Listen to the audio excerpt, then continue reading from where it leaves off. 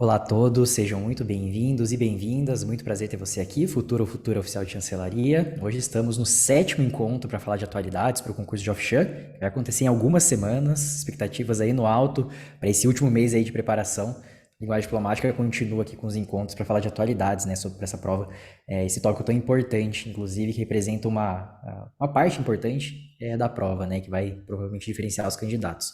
Como sempre, estou aqui com o professor Denilson Barbosa para acompanhar a gente em relação à língua inglesa, fornecendo dicas, sugestões que vai funcionar para o dia da prova, e o professor Wagner, que está nos auxiliando incrivelmente com as questões, as dúvidas e as sugestões para a prova de língua portuguesa. Retomando, né, para todo mundo que está nos acompanhando, os encontros semanais estão sendo divididos por tópicos gerais, né? A gente já passou por segurança, transporte, economia, sociedade, educação, saúde. Caso você queira acompanhar algum desses encontros que você não tenha visto, você pode voltar no canal do Linguagem Diplomática. Então hoje a gente vai dar um zoom no tópico de cultura e a gente tem mais 4 ainda pela frente para matar todos os tópicos e o pessoal ficar a par com tudo realmente que vai ser exigido ali no dia 10 de dezembro, né? Lembrando a todos que os objetivos desses encontros, né, que a gente está fazendo aqui no canal é falar brevemente sobre cada um dos tópicos. A gente não tem o objetivo de esgotar e falar tudo que é possível, até porque isso seria impossível, mas a gente tem uma noção realmente de que existem alguns caminhos e subsídios do que fazer nessa reta final, que vai te salvar tempo, vai te ajudar realmente a conseguir focar no que importa para a prova. Também não custa lembrar a todos, né? Até a semana da prova a gente vai estar fazendo esses encontros. Vão ficar gravados aqui no canal de Linguagem Diplomática, então não deixe de se inscrever para saber das novidades. Tem muita coisa boa vindo por aí. E ativar o sininho, comentar o que vocês estão achando, que isso é muito importante também. No final, eu volto para fazer aquele convite para quem não conhece a solução que a gente criou realmente, para quem já está estudando, para quem está nessa reta final dos estudos para Ofchan. Eu volto aqui para convidar vocês. Bem, vamos começar o encontro de hoje então para falar um pouco de cultura. Queria saber como é que estão as coisas por aí, Linhos. Tudo certo? Oi, Gabriel, tudo certo? Boa tarde a todos. Boa tarde, Wagner. E aí, professor Wagner, como é que estão as coisas por aí? Tudo na paz? Tudo jóia, Gabriel. Uma boa tarde, Denilson, boa tarde aos amigos e amigas que vão nos assistir. Bem, obviamente, eu acredito que os professores vão conseguir dar uma visão muito boa realmente do estilo que a gente está tratando hoje, mas eu queria começar trazendo o tópico da cultura, fazendo aquela inter-relação, né, com a atuação do Itamaraty. Eu acho que essa é uma forma importante de a gente começar realmente a destrinchar cada um dos tópicos, quando é possível de fazer isso, né, a gente sempre traz. E eu trouxe duas maneiras bem simples realmente de começar a entender a importância do tópico cultura, né, realmente para o que será o futuro trabalho dos oficiais de chancelaria também, uma possibilidade, né, uma parte deles, e começar falando realmente que o histórico, né, da diplomacia cultural dentro do Itamaraty, ele já é longo, né, já vem realmente de uma longa data. Essas informações são facilmente encontradas no próprio site, né, no institucional do Itamaraty mesmo, quando você vai no tópico educação e cultura, e a gente vê realmente que o tema, né, da cultura entra realmente na estrutura organizacional do Ministério lá em 46, né, com a divisão cultural do Itamaraty, então logo ali no pós-guerra.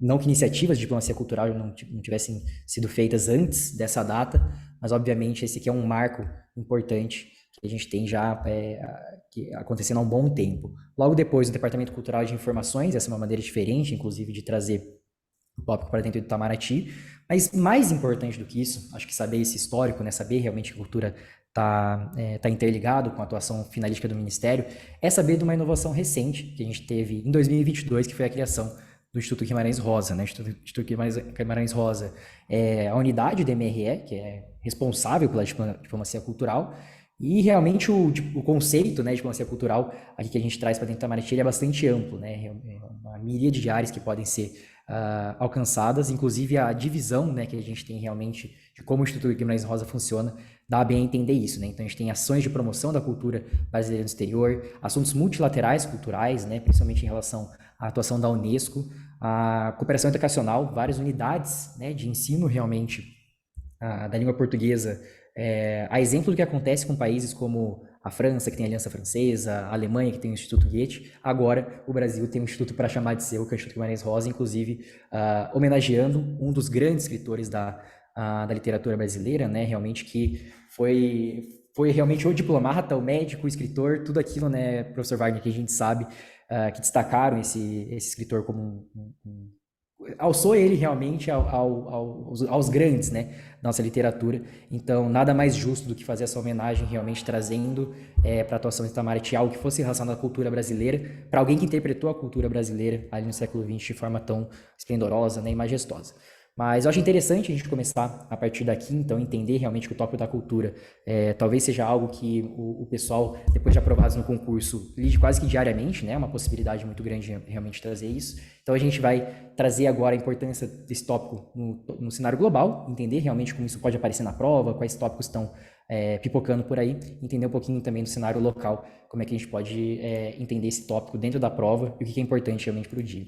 Bem, começando então, pensando agora na prova de língua inglesa, né, Denilson? A gente separou algumas sugestões para o pessoal em termos do que entender dentro do cenário global, que costuma aparecer em provas de concurso, são tópicos mais carimbados, né? A gente não imagina que a prova vai ser técnica, ela vai ser realmente para você fazer diferenciações muito grandes realmente entre conceitos, mas acho importante a gente trazer uma visão geral realmente do que vem funcionando. Eu queria ouvir de você agora, pensando na prova de língua inglesa, né? Caso o tópico de cultura apareça ali no dia, o que os candidatos podem ter de atenção, como é que eles podem desenvolver isso, quais são as sugestões de tema para estudo. Ok, joia, vamos lá. Bom, eh, primeiramente sobre nosso primeiro tópico ali, né, diversidade cultural. Se nós levarmos em consideração, né, numa escala nacional, nós já temos uma diversidade gigantesca, né, que o Wagner vai falar um pouco aqui daqui a pouco, né? Então, imagine quando nós estamos falando, né, do planeta inteiro, né? Enfim, e é uma questão de, digamos, uma diversidade cultural que interage cada vez mais com o avanço tecnológico, né, das comunicações e, enfim, comunicações e transportes e etc. E, obviamente, né, como faz parte da história humana,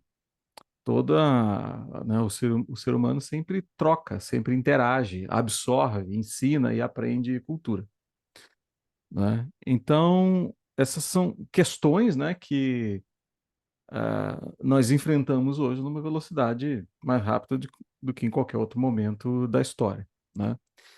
Então, daí nós temos duas outras questões ali, né? O tópico da globalização cultural, né? E essa ideia de homogeneização cultural. Então, eu acho que o importante é o candidato enxergar essa relação, né, da diversidade da cultura, como elas interagem, como acontecem as trocas, né, essa ideia de homogeneização, que pode, a princípio, trazer uma ideia de, enfim, de que ela pode desaparecer ou ameaçar certas culturas, né? Enfim, e aí em seguida entra o tópico, obviamente, né, a preservação de identidades nacionais ou de certos traços culturais dentro de um cenário que permite maior interação, né, maior troca de experiências, etc. Discutir as fronteiras, né, dos pontos positivos e negativos de cada um, né, e, obviamente, entendendo que esse processo, né, de troca, né, de fusão de culturas, ele sempre aconteceu na história humana, né?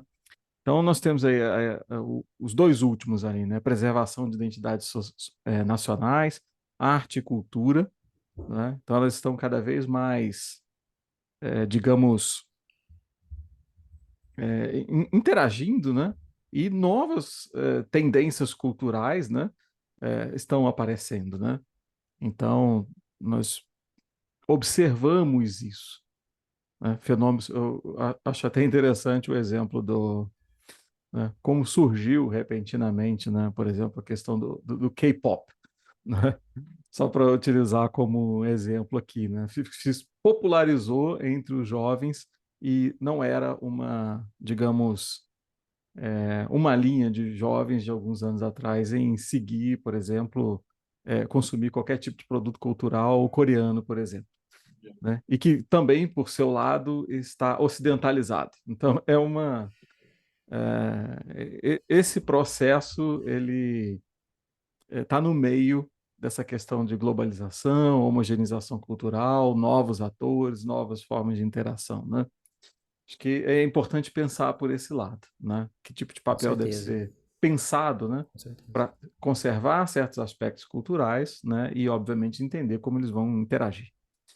né? Eu acho interessante desse tema também, né, Denilson, que obviamente aqui a gente faz um esforço de sair do geral e jogar realmente os candidatos para particular através de leituras, né, fundamentadas, de bons textos selecionados realmente por uma equipe de especialistas. Eu acredito que nesse caso desse tema acaba casando muito bem realmente a forma, né, mais efetiva de estudar do candidato ter acesso a bons textos fundamentados sobre o assunto, porque é dali que ele pode tirar exemplos, é dali que ele pode tirar realmente fundamentações teóricas. Nesse sentido, os textos selecionados para o simulado dessa semana, né, que vão Sim, acompanhar sim. ali o simulado da curadoria, ajudam pra caramba, né? Eu poderia dizer até que a seleção desses tópicos aqui, ela está totalmente relacionada, né, assim, como um resultado do meu próprio levantamento de textos. Então, esses são tópicos um pouquinho mais gerais que conversam com vários outros aspectos, né, assim, mais específicos, mas giram em torno né, dessas grandes áreas aí.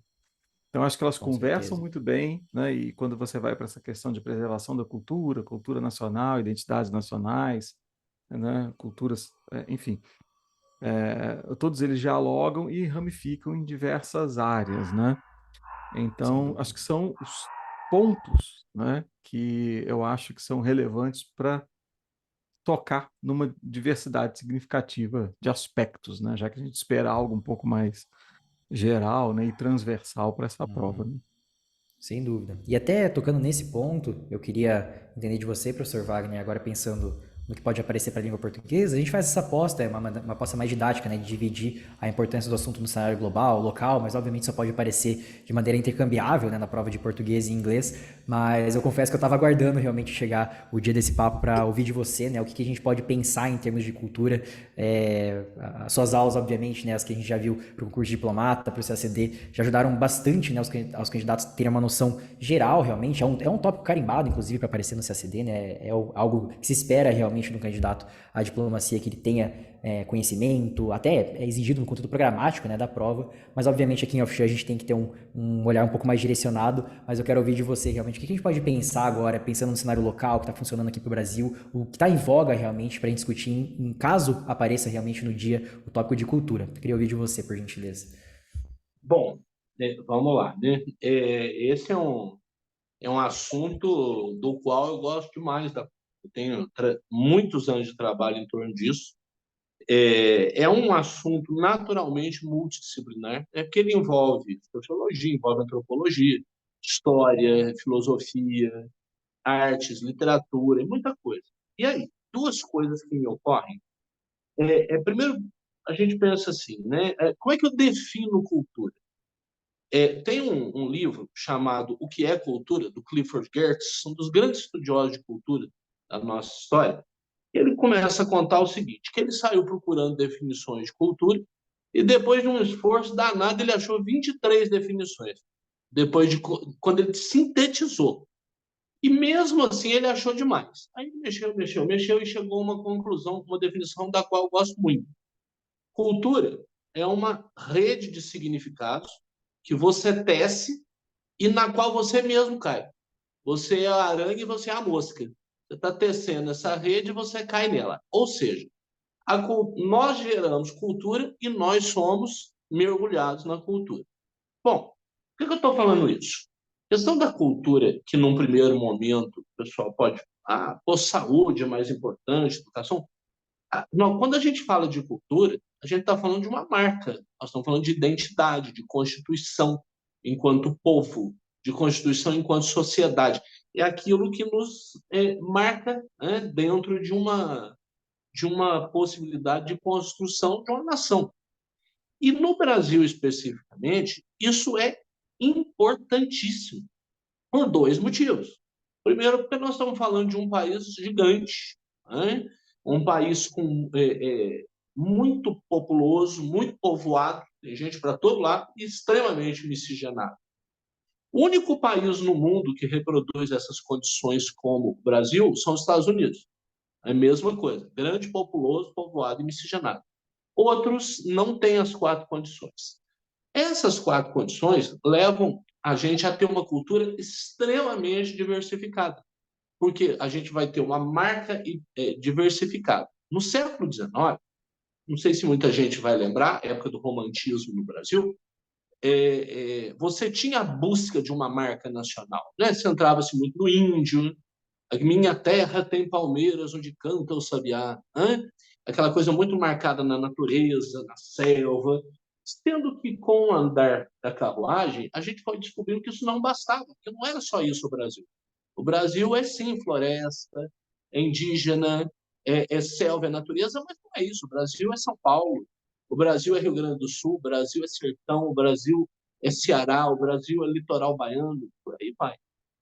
E aí, como que a gente acha um caminho para isso? Entendendo essa diversidade e aceitando que essa diversidade é nossa representação, né? Ela faz parte da nossa representação.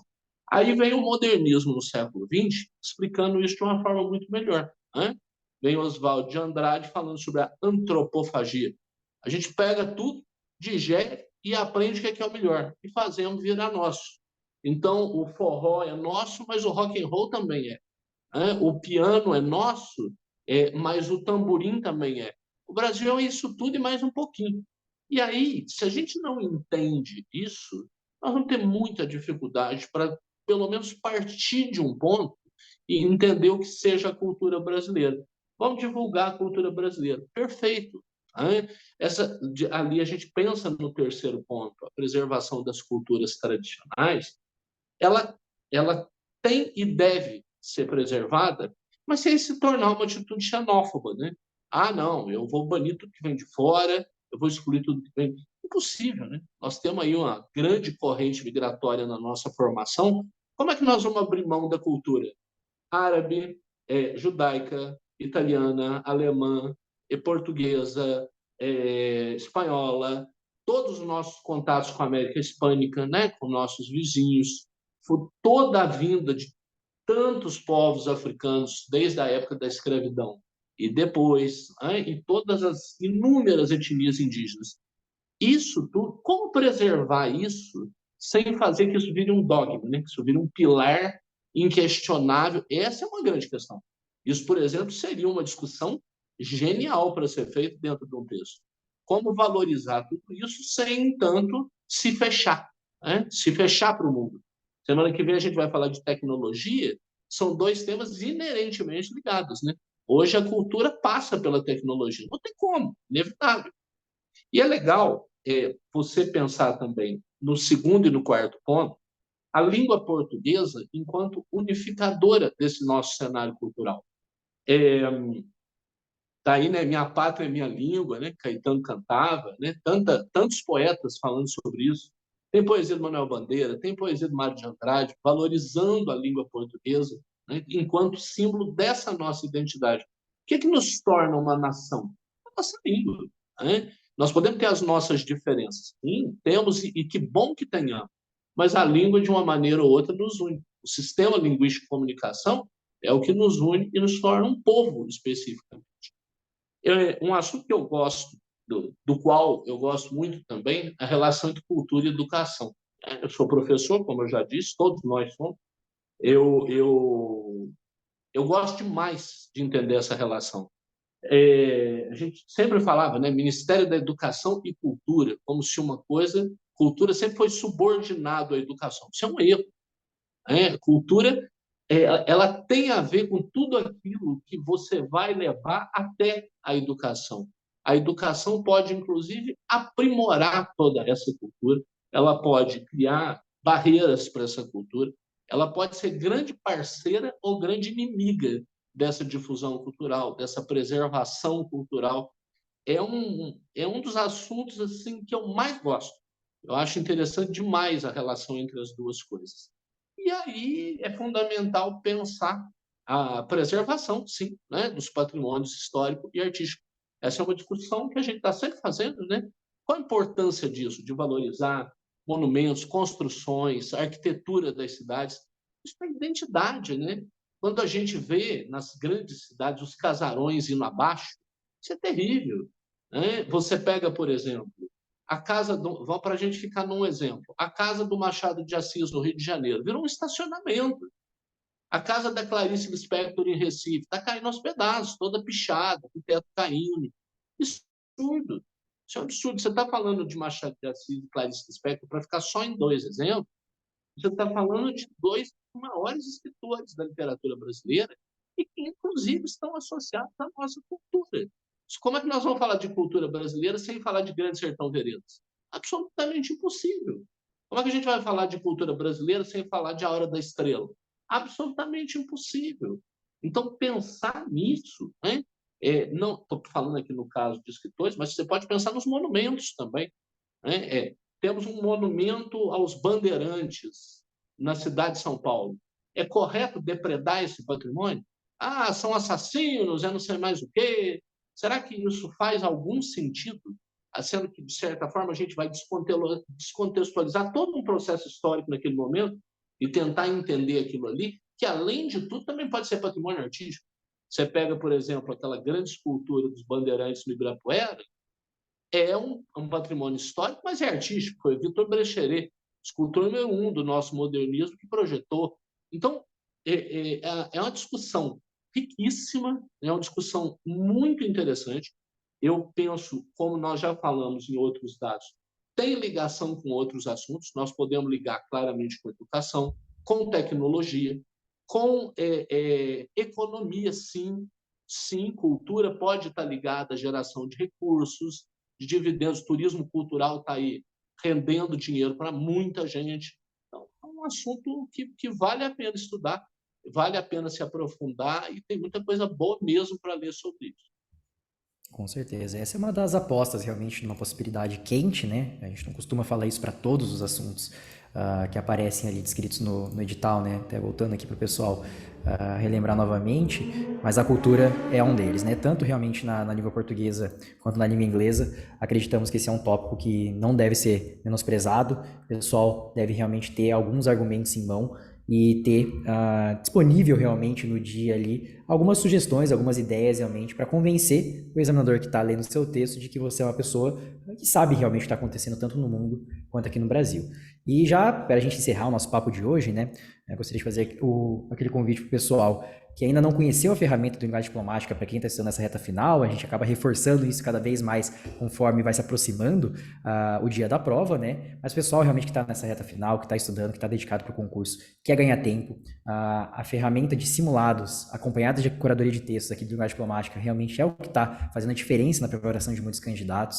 É um simulado completo em língua portuguesa e outro completo em língua inglesa montado aqui pela equipe do Linguagem Diplomática, para o pessoal que quer treinar, ter acesso realmente a propostas que vão ser muito parecidas com o que vai estar ali no dia da banca, e ainda tem a possibilidade de correção on demand. Lembrando que todos os simulados acompanham uma curadoria de textos para o pessoal, simulinho de argumentos, sugestões, vocabulário, tudo que vai ser muito importante para o dia da prova, né? Então não deixe de conhecer, tá aqui no primeiro link da descrição, quem ainda não se matriculou. Obviamente quem já está matriculado, em breve vai receber o arquivo ali na plataforma Linguagem Diplomática. Enfim, é uma ferramenta que vem ajudando os candidatos, fica cada vez mais estratégica nessa reta final. Para quem tiver interesse em conhecer, é só clicar aqui no primeiro link da descrição. Bem, no mais, gostaria de agradecer vocês, professores, novamente, por mais uma semana aqui do bate-papo. Isso foi realmente excelente. Era o que eu estava esperando e aguardando. E os próximos realmente ainda prometem, porque tem muita coisa boa para falar. Os tópicos são muito interessantes. Enfim, agradecer vocês novamente e a gente se encontra em breve. Um grande abraço, viu? Tchau, tchau. Um abraço, Gabriel. E até semana que vem, né? Todos que estão nos acompanhando aí. Abraço a todos e a todas. Abraço, Gabriel. Obrigado a todos. Até mais. Tchau, tchau. Tchau, gente. Até o próximo.